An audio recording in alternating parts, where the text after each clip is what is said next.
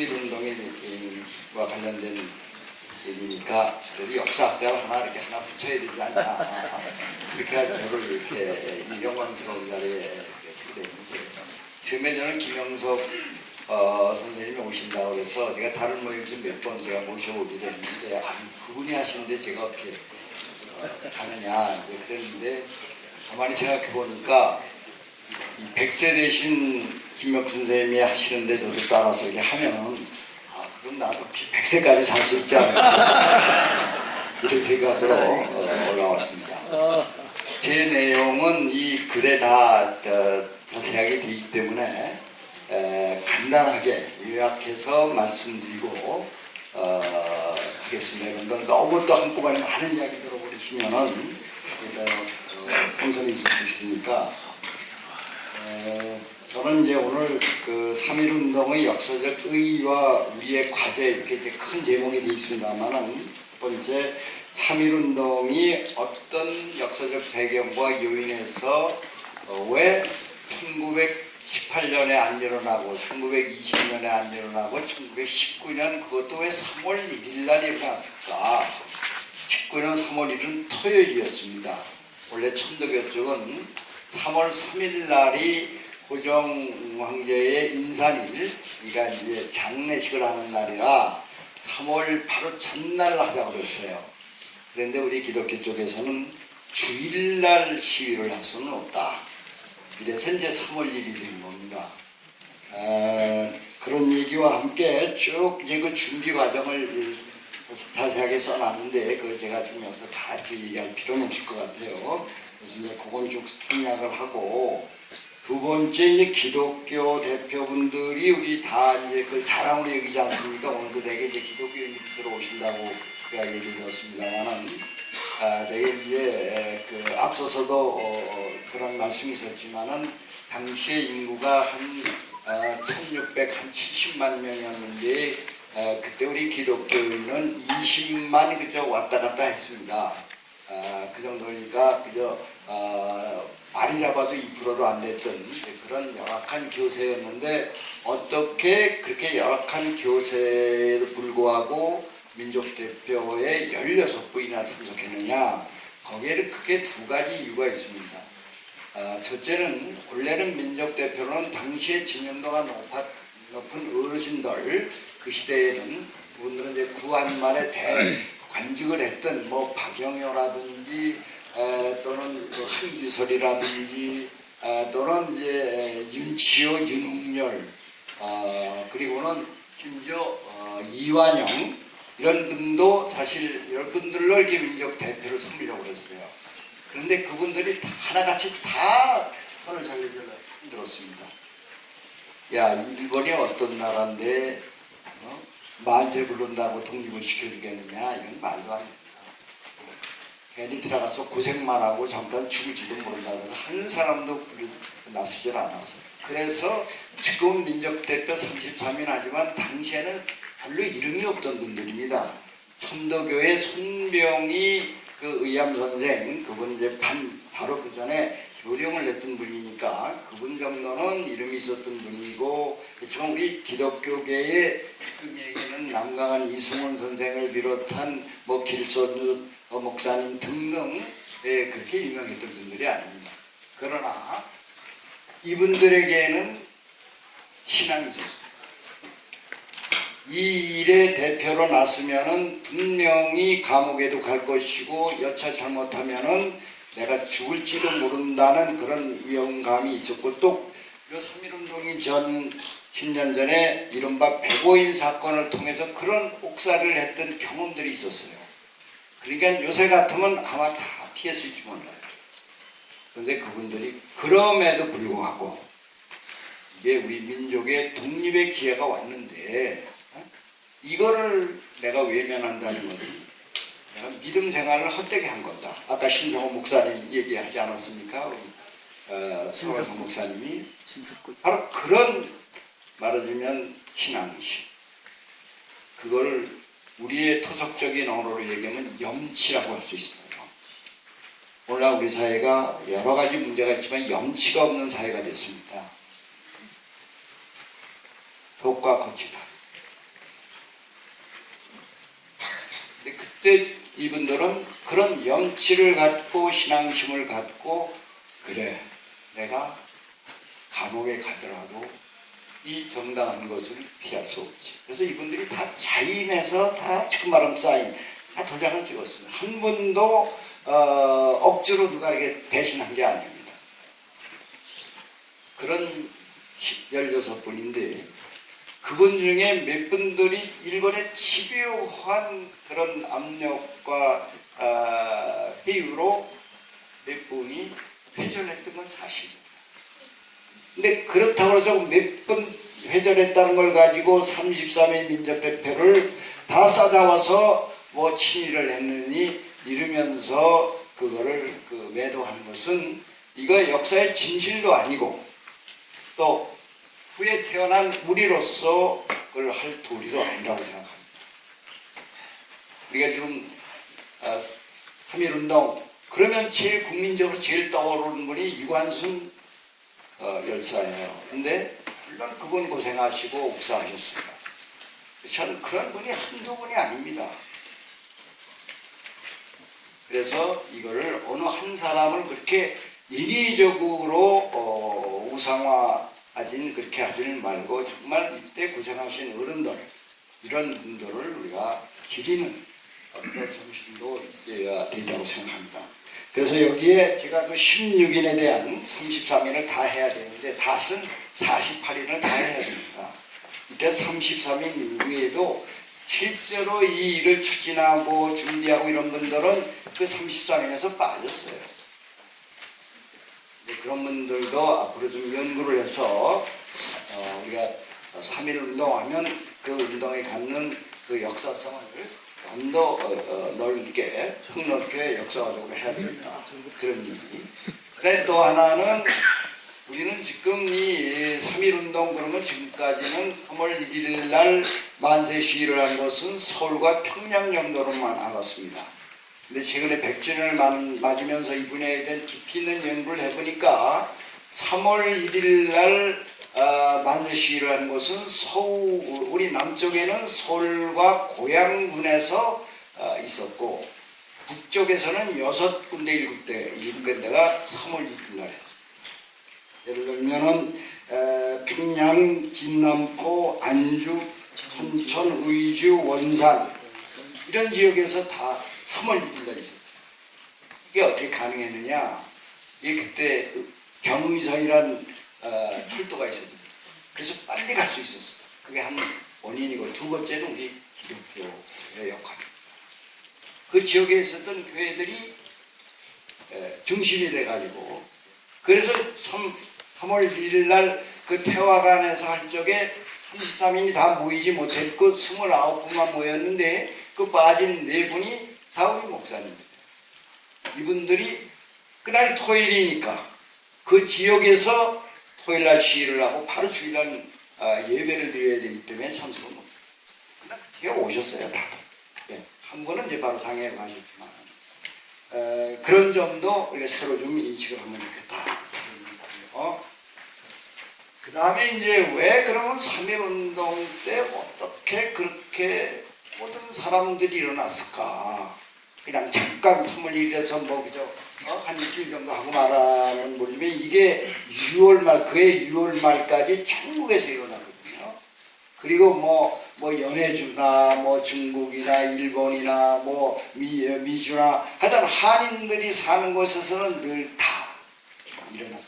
왜 그랬을까?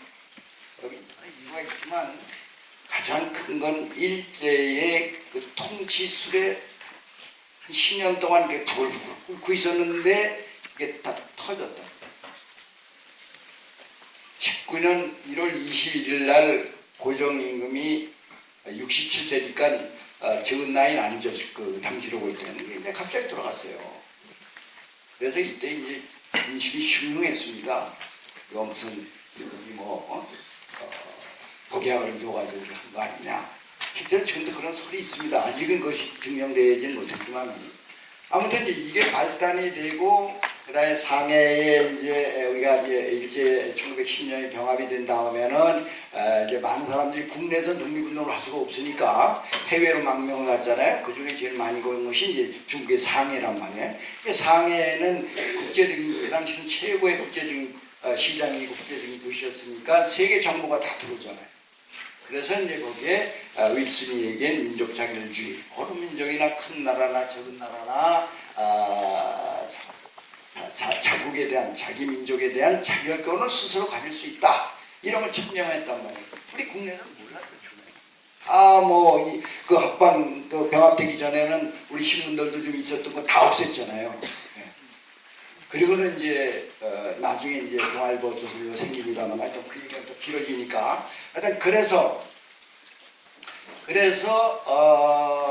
이런 이제 그래서 상해 임시정부가 수립이 되었는데, 상해 임시정부가 생겼다는 것을 우리는 이제 거의 4월 11일이니까 꼭 3.1운동이 일어난 지 꼭 40일 만에 대한민국이라는 정부가 상해에서 수립됐습니다.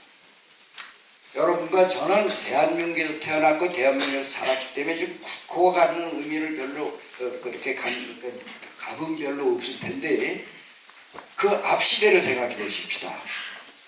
우리가 일제의 35년을 빼면 엄밀히 면 1905년부터 우리 이제 일본의 외교권을 박탈했기 때문에 40년입니다.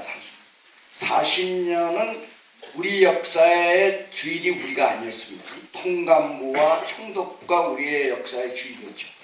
그래서 우리 역사는 공백의 시대입니다. 순환의 시대요, 공백의 시대라. 그걸 빼고 보면 그 앞의 시대가 무슨 시대였습니까? 대한제국이었죠. 제국. 응?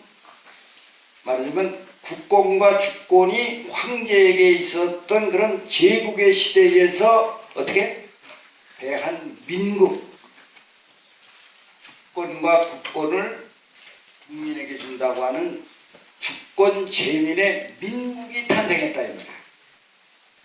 제가 요새 오늘 오전에서 오는 모임에서 3.1운동을 3.1혁명으로 좀 업그레이드 했으면 좋겠다. 우리가 운동이 참 많습니다. 우리나라에, 근현대사에. 근데 그런 잔물결과 같은 여러 운동들의 그냥 원오브댐으로 그냥 3.1운동이라고 부른 거는 우리 스스로 우리의 역사를 좀 낮춰한 거 아니냐. 왜 중국은 1911년 신해년에 중화민국이 생겼죠. 또 선원이라는 분, 선문이라고, 나이 드신 선문. 선문 이분이 중심이 돼가지고 그 중국의 고래로 내려오던 여러 왕조들을 딱 마감하고, 그리고 1911년 신해년에 중화민국이 생겼습니다. 그래서 그걸 뭐라고 그래요? 중국 역사에서는? 그걸 신해혁명이라고 그래요. 그렇게 역사화시켰어요. 우리도 마찬가지야. 제국의 시대를 끝내고 주권 제민의 민국의 시대를 열었다면 이건 우리도 혁명이죠. 그렇지 않겠습니까? 이건 실패해서 안 돼. 그렇지 않습니다. 역사의 정의는 그것이 성공했느냐 실패했느냐가 중요한 게 아니라 그 시대에 안고 있었던 그 민족이 풀어야 할 역사적 과제를 정확하게 짚어냈으면 그 혁명이 되었습니다. 그 좋은 얘기가 뭡니까? 그게 동학혁명입니다.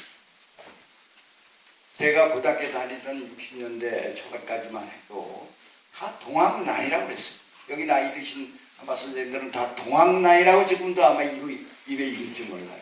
그래, 지금 동학나이라고 하는 건 아무도 없습니다. 왜 그러냐?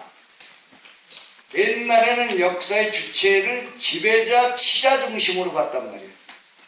그러니까 농군들이 일어났으니까 이거는 반란이죠.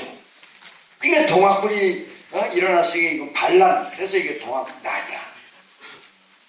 그러나 오늘날과 같은 이런 백성이 주인된 이런 민주공화제의 나라에서는 그걸 반란으로 보면 왜 혁명이라고 하느냐? 당시에 동학이 일어나던 1890년대 초후반에 우리 민족이 안고 있었던 역사적 중요한 과제는 물밀듯이 밀려오는 외세, 일본을 비롯한 여러 서양 열강들의 외세, 이거를 어떻게 주체적으로 말할 것이냐. 이게 척사위정론들이 그거. 두 번째는 그 썩어 빠진 500여 년 동안 지내오다 보니까 이게 완전히 왕조가 완전히 타락했잖아요. 가려주가 얼마나 심했습니까? 네? 그러니까 이런 봉건적인 시대를 마감해야 된다 해서 반봉건. 그래서 우리가 동학하면은 반봉건 반외세. 그래서 그걸 척외 척양이다 이렇게 역사책에 나오잖아요. 이렇게 두 가지를 정확히 짚었단 말이에요. 이게 없어요. 개화는 했지만은 우리의 전통을 지키려고 하는데 약해요. 또 척사위정론자들은 우리 건 지키려고 했지만은 새로운 문물을 받아들이려고 하는 그거에 대해서는 또 아무런 의식이 없어요. 근데 이 두 개의 약점을 동시에 해결하려고 했던 분들이 누구냐? 그게 소위 무식하다고 얕봤던 농민들이 그걸 합니다. 얼마나 위대한 겁니까? 그래서 오늘 역사에서는 누구나 할 것 없이 다 동학나이라 왕그리고 동학혁명이라고 합니다. 그래서 지난해에 동학농민혁명의 날인가가 국가적으로 정해졌잖아요. 5월 11일 날로. 그게 황토현 전투, 동학군이 제일 먼저 이 일본군을 상대로 관군을 상대로 해서 승리한 것이고 황토현 전투거든. 그래서 그거를 5월 11일 국가기념. 자, 그 밖에도 많은 얘기가 많습니다만은 이렇게 해서 이제 이것을 오늘의 그 정신을 어떻게 그럼 봐야 되겠느냐 하는 것은 독립선언문에 보면 한 세네 가지로 제가 정리를 했는데 첫째는 자주독립정신. 그래서 우리가 하여튼 나라가 이게 좀 자주적이고 독립해야 되겠다. 그게 첫 번째 참 절규의 가장 목적이었고 두 번째는 자유민주정신입니다. 자, 자주 독립된 나라를 만들었는데 어느 독재자가 또 혼자 또 오로지 먹으면 그거는 통파는 의미가 없죠. 백성들의 자유, 민주, 백성이 주인인 나라 그런 국가를 만드는 그것이 이 3.1 독립선언문에 잘 나와 있습니다. 세 번째는 인류 공용의 평화정신. 저는 이 대목을 얘기할 때마다 마음이 떨려요. 우리나라 사람들 스케일이 크다. 제가 지금 3월 초에 미국에 가서 또 이 문제 가지고 이제 강연을 하러 가는데 그래서 이번에 미국 독립선언서를 제가 저기서 보고 있어요. 물론 시간 차이는 있지만 토마스 우리가 제퍼슨이 했다고 하는 그걸 한번 쭉 보니까 제가 영어를 짧아서 이제 한글로 해놓은 걸 보니까 뭐 일본 영국 국왕한테 계속 뭐 요구하는 열대까지 내용을 해주네요.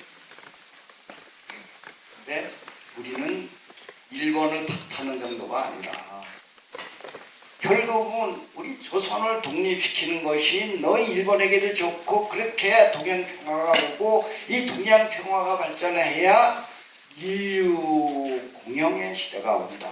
얼마나 큰 그림을 그리는지. 그 다음에 이제 우리 민족이 나아갈 그런 큰 꿈과 비전을 제시했답니다. 예를 들어 신천지가 안전에 전개되더라. 위력의 시대가 거하고 도의의 시대가 내하더라. 얼마나 멋있어. 이제 종칼을 무력으로 통치하는 시대는 가고 도의의 시대. 이게 오늘 김영선님 말씀하신 말씀으로 한마디로 얘기하면 질서의 시대. 이제 힘으로 하지 마. 권력으로 하지 마라. 법을 정해서 질서를 잡았으면 질서가 통치하는 이런 시대를 이미 100년 전 우리의 선조들은 다 제시했다. 이런 마음, 통큰 마음을 가지고 남북 문제도 이렇게 크게 논하면은 안 될 게 없다고 봐요. 네. 그런 점에서 이 100년 전에 있었던 이 3.1운동의 그 정신과 그 이상이 꼭 100년 뒤에 좀 조심히 그냥 그렇다 괜찮지 않습니까? 좀 27, 28 어떻게 될지는 모르지만은 난 이번에 뭔가 될 거라고 봅니다. 문제는 오늘 주로 기독교인들이 많이 모이셨다니까 기독인들이 변해. 개교회주의 그만. 이제는 교단, 교파, 3.1운동의 제일 중요한 정신이 뭡니까? 교단과 교파와 종교를 초월해서 모든 분들이 다 모였잖아요. 이제 우리가 주체가 통일한국 세움 재단인데 통일을 향한 이런 재단이 중심이 돼서 정말 앞으로 이 일에 큰 힘이 되려면은 우선 우리 기독교가 좀 필요합니다. 기독교가 옛날엔 세상을 위해서 걱정하고 기도하던 기독교가 세상이 이제는 교회를 걱정하고 비난하고 이런 세상이 됐잖아요. 교세는 2%에서 20% 늘었지만 그 많은 도덕성을 우리가 갖고 있다.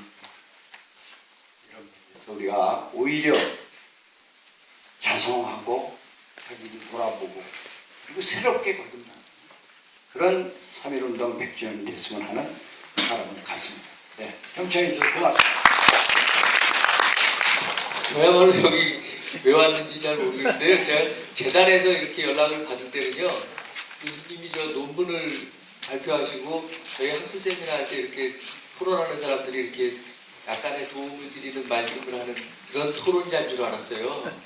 그리고 왔더니, 그리고 사실은 제가 윤경로 총장님한테 배우지는 않았지만 뭐 워낙 어려워하는 분이거든요. 그 제가 해도 됩니까? 그랬는데 된다고 그래서 그냥 순종하는 마음으로 나갔는데 이게 막 떨리고 잘 안 된다. 근데 어쨌든 올라왔으니까 그 교수님 논문 제가 읽고 그냥 거기서 제가 생각나는 대로 제가 독립운동사 전공한 사람이니까 이 입장에서 생각나는 대로 그냥 몇 가지만 말씀드리고 얼른 내려가는 거는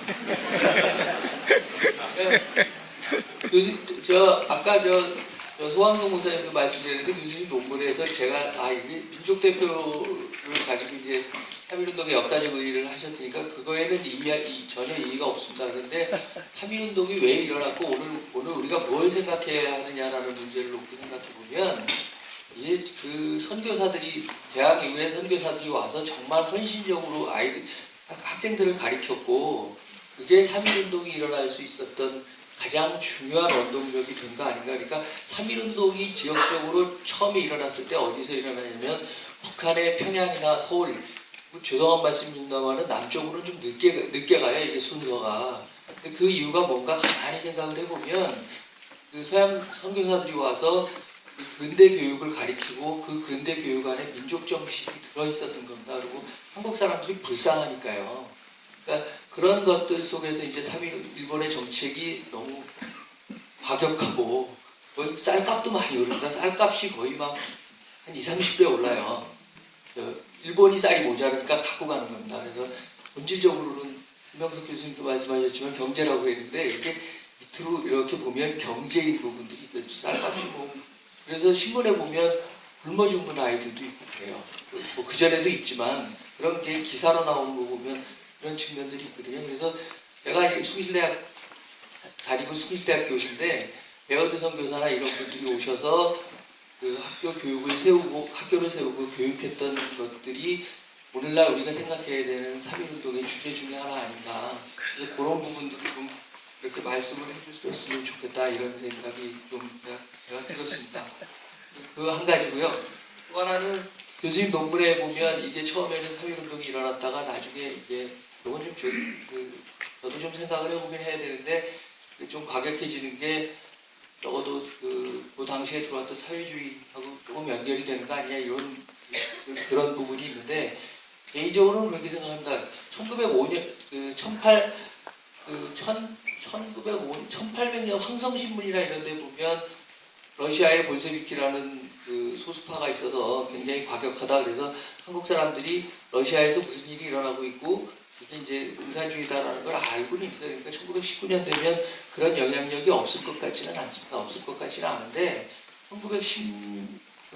조선공산당이 1925년에 생긴다고 생각을 해보면 이 시점에서 3.1운동의 양상이 좀 더 과격해지는 것과 사회주의와의 연결은 이건 굉장히 학술적인 토론이 될 수밖에 없는 부분인데 그런 부분에 대해서는 좀 더 깊이 있는 연구가 향후에 우리가 3.1운동을 좀 더 폭넓게 이해하기 위해서 그런데 사회주의가 거기 들어있다고 해서 뭐 다르거나 이런 건 아닙니다. 왜냐하면 3.1운동이 세계적인 운동이니까 그 안에 굉장히 많은 사상들이 있어요. 그리고 고종 황제가 돌아가신 것도 한국 사람들 입장에서 보면 충격이 되는 거죠. 그래서 그런 것들을 다 포함하는 게 3.1운동이고 저는 그런 생각을 합니다. 그 안에 우리의 얼굴이 있다. 그리고 그 안에 오늘날 우리 대한민국을 이룰 수 있는 동력이 그 안에 있으니까 그 모든 걸 다 잘 질서정연하게 저희가 공부하는 애들이 하는 일이 그건데 그걸 이렇게 질서정연하게 만드는 게 저희들의 역할이어서 100주년이 넘은 다음에 101년 그러니까 3월 2일부터 제가 이 연구를 좀 해볼까 그런 생각을 좀 해봤습니다. 그 다음에 세 번째로는 3.1혁명이다라는 건 교수님 말씀에 전적으로 동의합니다. 전적으로 동의하는데 생각을 해보세요. 저희 3.1운동, 3.1 만세운동, 3.1 독립운동, 3.1 독립만세운동 우리가 부르는 용어만 한 5-6개 돼요. 근데 그건 뭘 얘기하느냐면 해방 이후에 우리 독립운동사의 연구가 좀 짧았다. 그리고 깊이 있게 연구하지 않았고 이제 수준이 좀 높아져가는 단계이다. 문제를 제기했으니까. 그런데 100주년이라고 하는 이 시점에서 우리가 3.1운동이 오늘날 대한민국의 근거이고 오늘날 이런 좋은 나라가 되기 위한 근거였다고 한다면 그 자체로도 혁명이 충분하다. 선생님 말씀하신 것처럼 원어브댐이 아니라 그 모든 걸 아우러서 대한민국의 역사는 적어도 해방 이전의 역사는 3.1운동으로 통한다. 라고 해도 모든 길이 로마로 통하듯 3.1운동으로 통한다 해도 충분히 말이 된다고 생각합니다. 실제로 일제시대 때 사회주의 운동을 했거나 아나키스트를 했거나 다양한 다른 전선에서 운동을 하셨던 분들도 운동의 출발은 3.1운동의 영향을 받으신 굉장히 많습니다. 거의 다라고 보면 맞습니다. 거의 70-80% 된다고 보면 맞는다고 생각하면 3.1운동이 그런 의미에서 우리 정신사의 혁명이었다. 이거는 다음번에 제가 교과서를 쓰면 그렇게 쓰는 걸로 해버리겠습니다. 그리고 마지막으로 제가 말씀드리고 싶은 거는 우리는 실제로는 대한민국 임시정부에서 대한민국이 민주공화국이다 이렇게 써 있어서 민주공화국 체제를 굉장히 쉽게 받아들이는 것처럼 설명되고 있는데 실제로 저는 만주지역 독립운동사를 공부하는 사람이거든요. 근데 의병운동을 하시다가 만주에 가신 분들은요, 그걸 폭벽주의라고 그러는데 임금을 섬기고 충성하는 유교적 관념에서 벗어나기가 어려워서 못한 게 아니라 의병운동 하셨던 분들은 그래서 임시정부를 지지하는 그 새로운 청년들, 나는 임시정부를 지지하겠다고 하는 청년들하고 심한 경우에는 총격전도해요. 저 교과서에는 안 나옵니다만 총격전도해서 이념이 그렇게 무서운 겁니다. 제가 공부를 할 때 임시정부를 지지한다고 임시정부를 지지했던 독립운동 단체들이 선언서를 뿌려요. 근데 거기다가 일중대에 자기 이름이 누구 이렇게 쓰거든요. 근데 그게 일본 영사관이 만주에 있으니까 그 이름을 쓴다라고 하는 건 거의 날 잡아가라는 얘기랑 비슷해요. 그럼 도망가야 돼요. 그 동네에 살면 안 되는 거죠. 그런데도 이름을 쓰더라고요. 그래서 그때는 이름을 그냥 쓰나 보다 그랬는데 제가 이 민주공화국이라는 거 하는 걸 생각해 보면서 들었던 느낌이 뭐냐면 그렇게 민주공화국이 중요하다고 설득할 수밖에 없었던 거예요. 근데 나이 드신 그런 나이 드신 분들하고 그런 이념의 충돌이 있으니까 그러나 대한민국이 우리가 독립운동을 하기 위해서 앞으로 나가야 할 길은 복벽주의가 아니고 국민이 주인 되는 민주공화국이고 그런 의미에서 보면 내가 지금 여기다가 이름을 써서 내가 이름을 밝히고 생명의 위협이 있을지도 모르는 이 상황일 정도로 공화국을 해야 한다라는 거였다는 거예요. 그런데 우리는 국내는 조선총독부의 억압이 너무 세니까 민주공화국에 대한 논쟁이 별로 없었던 것 같은 생각이 들고 그럼에도 불구하고 오늘 3.1운동가 우리 기독교의 입장에서 보면 저도 어려서 이렇게 교회에서 이렇게 보면 선교사들이 와서 근대적인 교육을 가리키고 교회나 학교를 통해서 그런 근대적인 교육을 몸에 배도록 한 거예요. 회의도 많이 하고 이러면서 우리가 자연스럽게 공화국을 받아들이고 이런 나라가 되지 않았나 그런 관점에서 보면 여전히 100년이 지난 3.1운동이 오늘날에도 우리에게 의미가 있고 다른 관점에서 정리를 해보는 것도 저 101주년 제가 3월 2일부터 좀 정리를 해서 다음번에 다른 말씀을 드릴 수 있는 거 아닌가 그런 생각이 들었습니다. 죄송합니다. 고맙습니다.